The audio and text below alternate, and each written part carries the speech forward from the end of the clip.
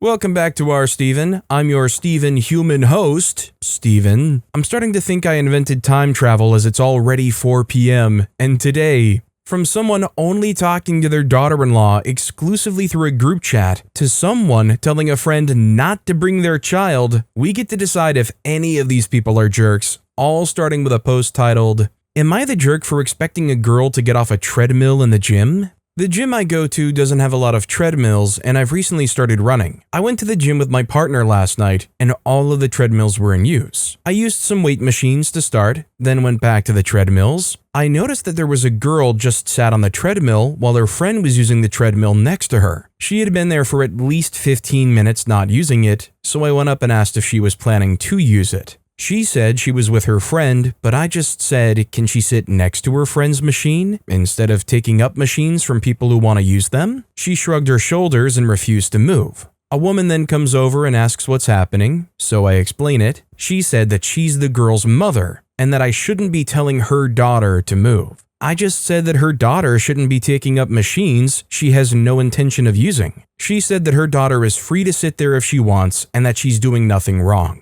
I just said I can see where her daughter gets her entitlement from. She said that I was out of order for commenting on her parenting, but I just said that she should be a better parent if she can't handle any criticism. A member of staff came over, and when I explained what was going on, they asked the daughter to move off the treadmill or leave the gym. My girlfriend said that I shouldn't have argued with the mother, but I don't see how I've done anything wrong. Am I the jerk for asking a girl to get off the treadmill in the gym, then arguing with her mother? I don't know if I'm crazy or something, but it feels like so often there are stories like this that end with, "My mom says that I shouldn't have argued with them. My girlfriend says that maybe I shouldn't have brought this thing up." Fair enough that the girl is hanging out with her friend and sitting on the treadmill, but OP just wanted to use the treadmill in a public gym. They walked up, they asked if they could use it. It's not like OP was the one engaging with an argument. The mom came up and started the whole thing. The OP just wanted to get some cardio in. A user named Here We Go Steelers left a comment saying, "You're not the jerk for expecting her to move, but the better way to approach this would have been to ask a staff member to deal with the woman, rather than confronting her yourself." Edit to add, he should have gotten a staff member when the woman and her daughter refused to move, rather than continue to engage with them. And I don't really mean to argue the point or anything, but it sure would be nice if you could hit those like and subscribe buttons down below for more Am I the Jerk Here stories.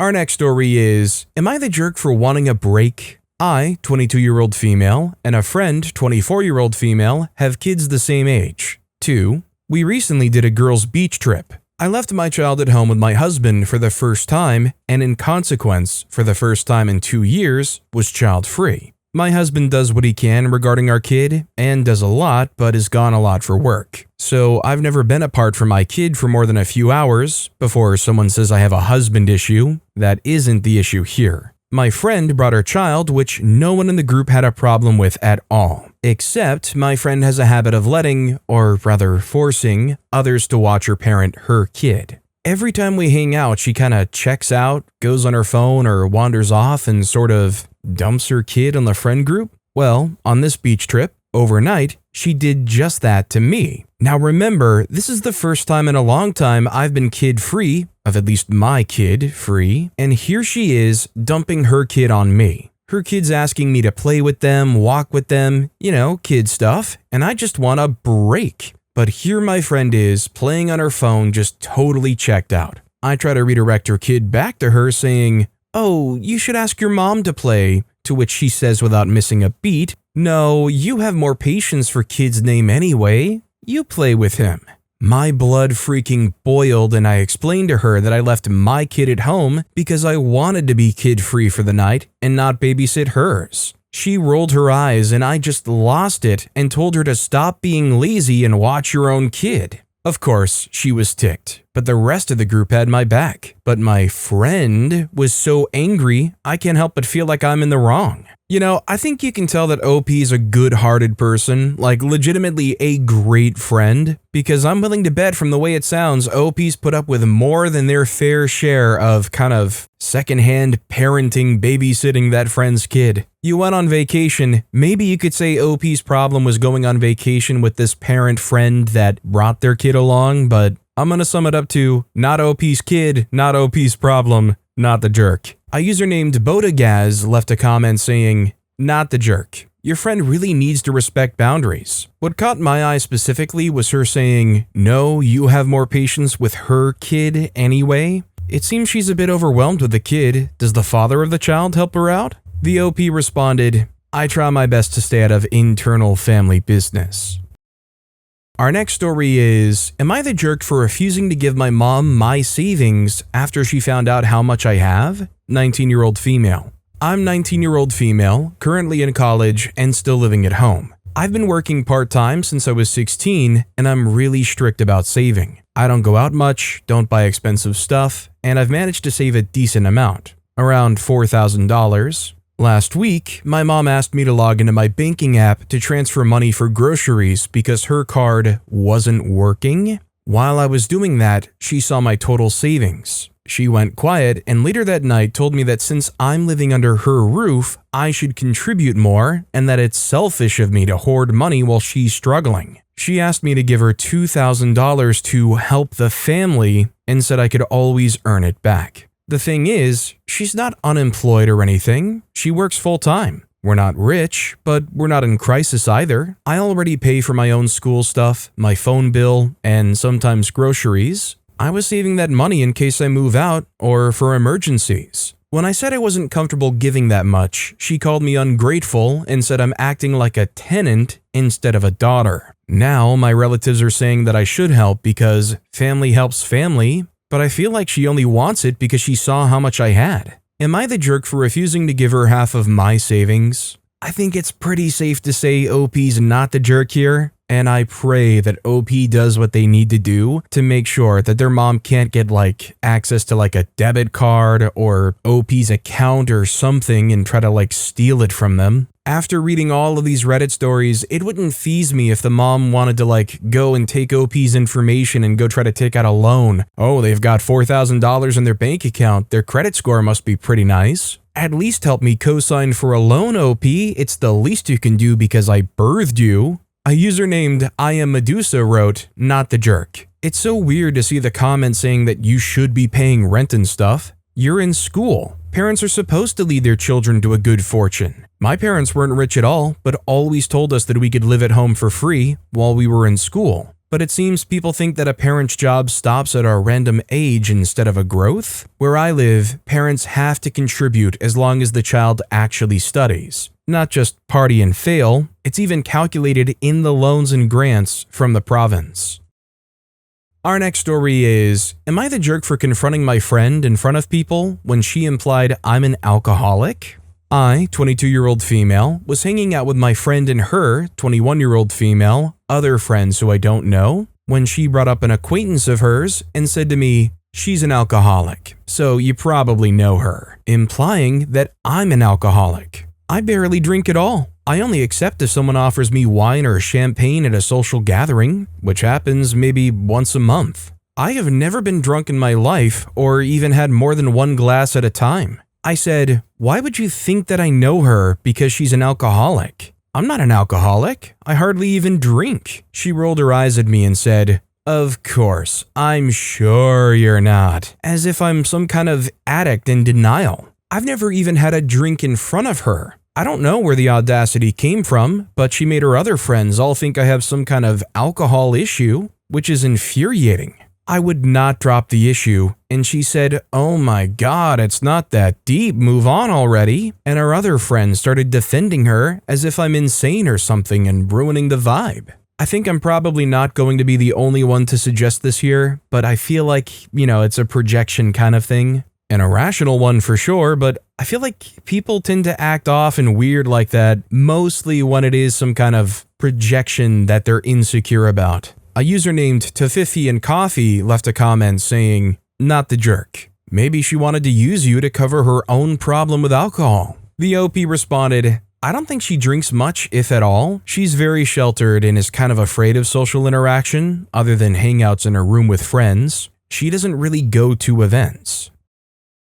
This next story is, am I the jerk for only talking to my daughter-in-law in a group chat that my son is part of? I will call my daughter-in-law Ashley. Ashley is horrible at responding to text and invites. It is very frustrating and has caused many issues. I don't know if she's just forgetting to respond or just doesn't care overall. The main issue is I will text her to invite her somewhere and then she just doesn't respond. We do go to the event and then I get crap for not inviting her. I do invite her, she just doesn't respond. At the beginning, I thought I had the wrong number, but that's not the case. The big issue happened at Christmas. The girls in the family were all invited to go to a ski resort. It was a single night trip. She was in the group chat and I personally texted her. She never responded. We went on the trip and people posted online. I got a ticked off call from my son about not inviting her. I told him I did, and he didn't believe me. They refused to come to Christmas if I didn't apologize. I didn't apologize since I did invite her. After that, I have been sending every single invite,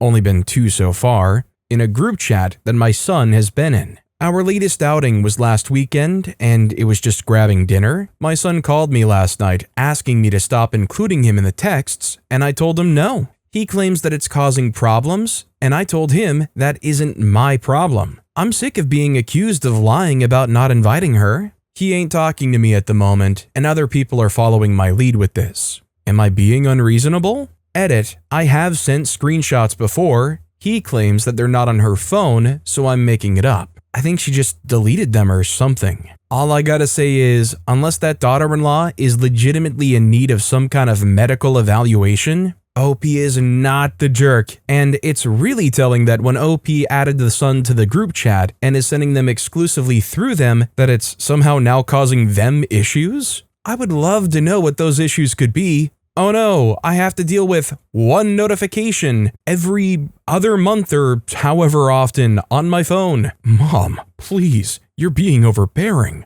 It's tearing my relationship apart. A user named Boo Boo left a comment saying, "Why wouldn't you just screenshot the texts you sent her and send them to him? Seems like that would put an end to the 'you didn't invite her' issue. This doesn't make sense." The OP replied, "I did. He claimed that they weren't on her phone and even said I made them up. I think she deleted them or something. This is why I thought I had the wrong number, because apparently they're never on her phone."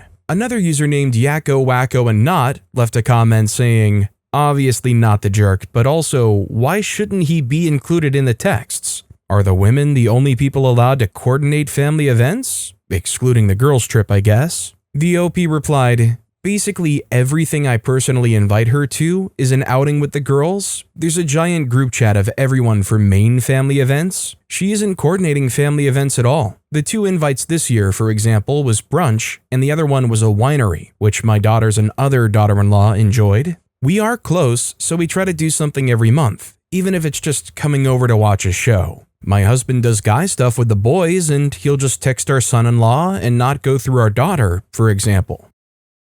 Our next story is, am I the jerk? I told a friend she couldn't bring her child to my event. Background, my husband, 35-year-old male, and I, 30-year-old female, are staunchly child-free. However, we are not child haters. I work with children who have mental health needs, and we spend time most months with our nieces and nephews, ages 1 to 8, both blood and chosen family. I've hosted an annual Galentine's event since 2018, and historically this event has been adults only. The date was selected back in December for late February. The following text exchange happened this week. A friend said, "I may need to bring my 1-year-old. Does that ruin the vibe? Husband works and my mom is going to have my other 2, but leaving 1-year-old with her makes me nervous since he requires a lot more attention." Side note, her other 2 children are elementary aged. I said, "Oh, this is a tough situation. I wouldn't say bringing the 1-year-old would ruin the vibe, but it does change the vibe. Since people said yes, knowing it was a kid-free event, I don't feel like it's fair to change it." The friend replied, "I guess I didn't realize this was a kid-free event since other friend and I have always brought our kiddos when they're still little and or nursing. But no worries, if by next weekend I still don't feel comfortable leaving him with my mom, I'll just have to miss it. Not a big deal." Side note, 2 exceptions have been made over 8 years for young babies under 6 months who are exclusively nursing. The child in question is 1 and is walking and eating solids, nurses for comfort. I said, "I do think there's a difference in a babe in arms who is solely breastfeeding and a 1-year-old who requires a lot more stimulation and attention. But ultimately, you have to do what's best for you and your kids. If you don't feel comfortable, I fully understand. And I'm sorry for the miscommunication. She didn't respond to the last text, and truthfully, I feel like she put me in an unfair position. Although I am child-free, I do feel like I do a lot for the people in my life with kids. I set up savings accounts for the kids when they're born to gift to them when they turn 18. For the first year of their kids' lives, I send them a pack of diapers and a book monthly. I now live about 90 minutes from my hometown, and it's about 70-30 that I come to them to hang out since traveling with kids is more of a challenge. I help prep and set up for every birthday party. For birthdays and holidays, I gift experiences and take the kids to places like Disney on Ice, the zoo, winter light shows, etc. I don't feel like it's unreasonable to host a child-free event, but I also try really hard not to be the friend to leave out their friends with kids.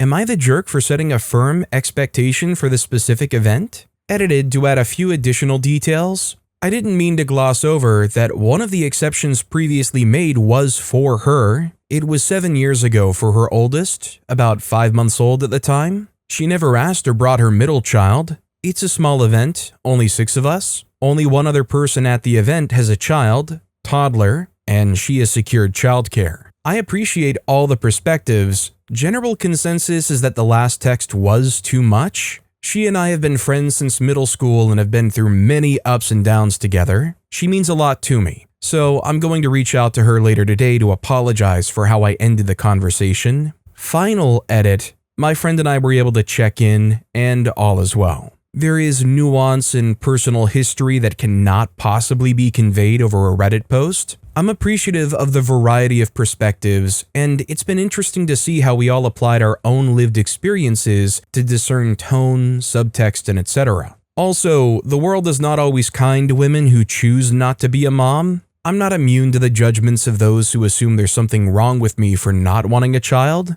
although this is the first time I've opened myself up to it on a digital platform. My life may look different than yours, but it doesn't make it a miserable life. There is power in choice, and I hope we all have the courage to follow the path that's right for us. On this one, I would love to defer to people in the comments who might be a little bit more experienced with taking care of kids, if not having their own kids. I don't have any kids, and I wouldn't know if a 1-year-old is appropriate to kind of make exceptions to a child-free event. I could definitely understand if the kid is at an age where they literally can't really be separated from mom, but that's not really the case here. A user named Yearly Depression left a comment saying, "Not the jerk. Your friend wasn't a jerk to ask. Sometimes babies are an exception to the no kids rule, and a 1-year-old is right at the edge, and you weren't a jerk for being firm about the rule and saying no. And dang, you sure do a lot for your friend's kids. As a childless woman with lots of children in my life, I suddenly feel very ungenerous. However, none of that generosity is at all related to the question at hand, and mentioning all of that almost makes you seem a tad jerk-y,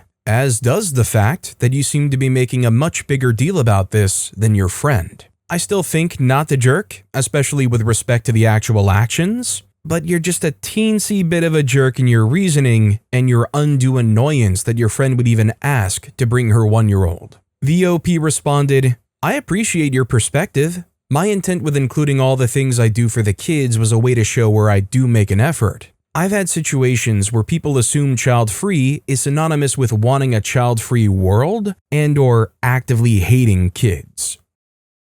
Our next story is, am I the jerk for refusing to let a woman change the TV channel? I, 25-year-old female, live in an apartment complex with a community clubhouse. I work from home, so I visit the clubhouse often. With that, I found it convenient to keep one streaming account logged in on the TV and purposefully create a separate profile for the residents to use if they would like. In case you missed it, the Super Bowl happened recently, the past weekend at the time of writing, so I figured a few residents would end up watching the game on the large clubhouse TV. Before the game started, I decided to walk over to see what was going on. Surprisingly, there was not a soul in the building. I didn't really care about watching the game, but I assumed someone else would, so I pulled up my handy-dandy streaming service and put it on. I sat down with the intention of just watching the first half and keeping the game on after I left. Halfway through the second quarter, a woman, 40-year-old female, walked in with her young son, 3-ish, and sat in the chairs next to mine. She chose the closest possible seat to me, so I assumed she came to watch the game. But to my surprise, she sighed and asked, "Are you watching this?" Before I could even respond, she started searching around the tables for the remote and stated, "We don't have a smart TV at home, so we'd like to use YouTube on this TV." Now, let me be clear. I really don't care about the Super Bowl. I never intended to even watch the full game. I don't care who wins. I have a perfectly working TV in my home that I could easily watch the game on. But Reddit, I swear, there was just something in this woman's tone that instantly transformed me into the greatest Seahawks fan of all time. A lifelong NFL season ticket holder with their life savings riding on this game. It is in this moment, I fear I may have become the jerk. I responded, "Yes, I am watching this. It's the Super Bowl tonight." The lady replied, "Right, but we can't get what we need on TV at home, and the Super Bowl is on everywhere, so do you mind?" I respond, "I get it, but I was kinda here first and am enjoying my time." The lady replies, "This is a community center, which means as a community, we need to respect each other in the communal areas. It's not respectful to hoard a space meant for all." I respond, "If you plan to use a communal space tonight, you should have been sure you were first to arrive. You're more than welcome to join me. The halftime show will be on soon." The lady scoffed and relocated to another table. She sat in the corner on her phone while her son asked to watch his show. This made me feel horrible. This went on for 30 minutes and it felt like this lady was just trying to ice me out. Then she muttered something under her breath and left. Here's why I may be the jerk. I may have picked a hill to die on that wasn't worth the principle. Lady is correct that I can watch the Super Bowl at home. It is also true that I don't actually care about the Super Bowl, but her son really cared about his show.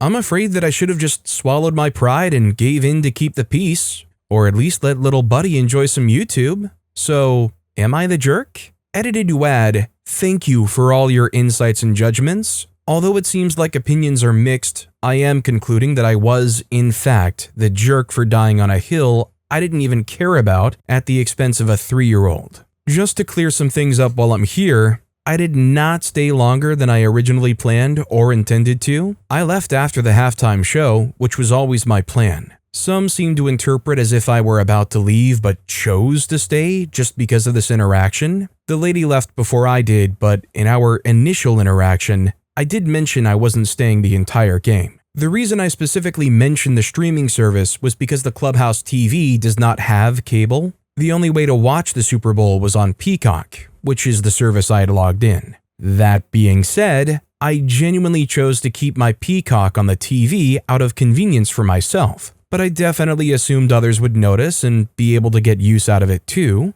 I understand now that although I intended it to be a gesture of goodwill, it really just risks sending a weird message about ownership and control, which obviously complicates a space that is supposed to be communal. In the end, I appreciate your judgments. I've decided to simply start logging out of services or apps anytime I use them on communal devices. I also reached out to my landlord to inquire whether management had established any rules or guidelines for resident expectations in communal spaces. If they haven't, I think it would be smart for management to set some general expectations and across the board communicate them to residents. If everyone's on the same page about the community rules, perhaps these kinds of conflicts will be limited. Lastly, I also have some reflection on the way I utilize the clubhouse space and definitely think I can be more mindful and respectful of other residents in the future. I stop by with my laptop for an hour or two about 3 times a week, but I do always sit in the same spot, and I tend to be there for the same 2-hour window each time. I completely see how frustrating that could be for someone on the same schedule as me, to come into the clubhouse hoping for some uninterrupted TV or leisure time, but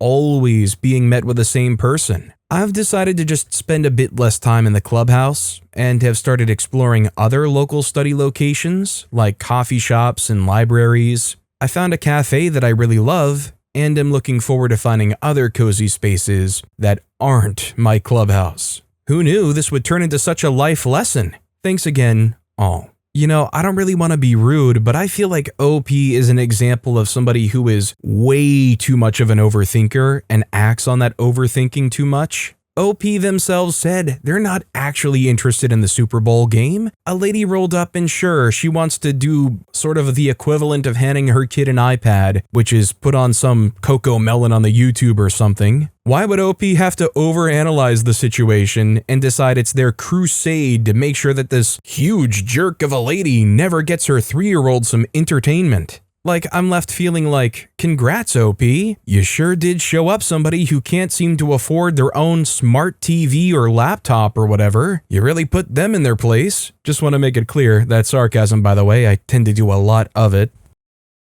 Our next story is, would I be the jerk if I ask my husband to stop cooking breakfast? My 31-year-old female, husband 34-year-old male, is a creature of habit and has made himself the same breakfast every single morning for the 10 years that we've been together, a tofu scramble with various veggies made on the cast iron skillet. For years, I would barely notice his cooking in the morning. However, a couple years ago, he started getting distracted while cooking and would walk out of the room to sit down at his computer and start thinking about work for the day. He will claim that the stove is off or on super low, but the result is that almost every single morning, the food smells like burnt oil and just awful. I find the smell to be revolting and on a few occasions have had coughing fits from smoke in the air. He usually disagrees and says that there isn't any smoke in the air. At present, a couple of factors complicate this even more. We recently moved into a very old house with terrible ventilation, and the fan for the stove just recirculates air around the kitchen. I'm also pregnant and struggling with morning sickness and food aversions, and the smell of his nasty burnt breakfast makes me feel so sick and irritated. I try to stay calm when thinking and talking about it, but internally, there is so much hormone-fueled rage toward his breakfast. I hate it so much, I despise it. I've tried talking to him about it a couple of times, and he says that he'll be more careful. He doesn't seem to really understand how irritating the smells are to me. This morning, I was in a work-from-home meeting in my office when he once again left his food unattended on the stove. The smoke filled my office, and I was struggling not to gag and cough. At this point, I want to demand that he either 1. Stop cooking breakfast entirely, or 2. Get a blacktop and cook outside so that I don't have to smell it. Why I think I'm not the jerk? He's demonstrated unsafe practices with cooking in the morning, and his burnt food makes my morning sickness worse. Why I might be the jerk? The breakfast has been his daily routine since before we met. It's a ritual at this point. He also doesn't see things the way I do, says that his food isn't burnt, and that he doesn't really leave it unattended, and that I'm being sensitive. I really want to clarify, I am in no way blaming OP. I'm more kind of posing a question because admittedly, I don't really understand it. But isn't it a thing that when you're pregnant, smells themselves can even be like heightened or changed a bit? He may very well be burning the heck out of his food, and honestly, considering OP's pregnant and it's giving them such issue, he should figure out some kind of solution to that. I mean, that's just part of being a good partner. He doesn't have to eat that meal every single day of his life, but it also could just be maybe influenced from other things. I remember my mom telling me that things that she hated before she was pregnant, she suddenly, while she was pregnant and after having the kids, couldn't get enough of them afterwards, and vice versa. I think not the jerk just because it's bothering OP and something needs to be done. OP can't be expected to just put up with terrible morning sickness from it every day. A user named Lottie OD left a comment saying, he hasn't been doing this for 10 years. Wandering off and leaving food to burn on the stove is a new development. Since your house has poor ventilation, a couple of well-placed smoke detectors might help. I imagine the shrieking from that will cure him of his habit before too long. And apart from the smell, what he's doing is stupid and outright dangerous. He could set your house on fire. When the baby passes on of smoke inhalation, is he going to shrug his shoulders and claim there wasn't any smoke? Another user named Dual Tone replied, I agree, smoke alarms are a great idea. I'm a bit concerned OP doesn't already have them. The OP responded, we do, and I just checked the kitchen one is indeed working. They've never gone off for what it's worth, so I am more sensitive than the alarm. Another user named Cracker Factory Wheel commented, info, Has your husband been tested for anything or suffered a brain injury? Wandering away from a meal he's been cooking for over 10 years and letting it burn is troubling. Also, it's something he needs to get under control before you both bring a baby home. What if something like this happens and it affects the baby? The OP responded, "No brain injury. I think he has untreated ADHD. He had a psychological evaluation a couple of years ago, but the psychologist wouldn't diagnose him with anything because his IQ was too high," and claimed all of his tests came back inconclusive. It's been a very frustrating road for everyone involved. I genuinely believe that, to him, there is no risk or danger involved. I think if it registered as risky to him, he would care, or it would be engaging to his ADHD-riddled brain. And speaking of ADHD, time for me to bounce off to another topic and subreddit board to read stories from. So, that being said, if you want to hear some more crazy Am I the Jerk Here stories, why not check out that video on the left? Or if you missed my latest video, you can check out that video on the right of the screen. That said, I'll see you all next time, as long as I don't get distracted by something else, with some more stories.